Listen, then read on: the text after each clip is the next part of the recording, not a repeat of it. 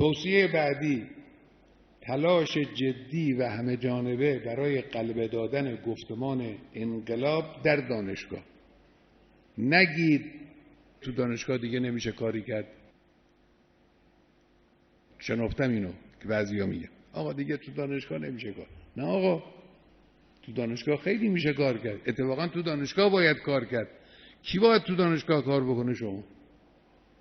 شما تشکل‌ها شما هستید که در دانشگاه باید کار بکنید. البته بنده خطابم در غیر از این جلسه به همه است. من به همه اون هسته‌های فکری و عملی جهادی، فکری، فرهنگی در سرتاسر کشور مرتباً میگم هر کدوم کار کنید مستقل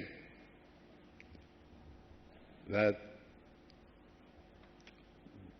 آتش به اختیار، به قول میدان جنگ آتش به اختیار.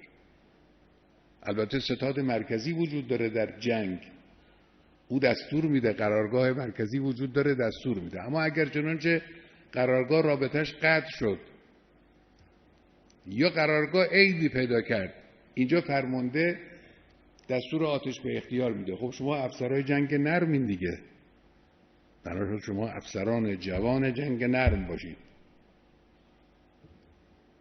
اونجایی که احساس میکنید دستگاه مرکزی اختلالی داره و نمیتونه درست مدیریت کنه، اونجا آتش به اختیارید. یعنی باید خودتون تصمیم بگیرید، فکر کنید، پیدا کنید، حرکت کنید، اقدام کنید.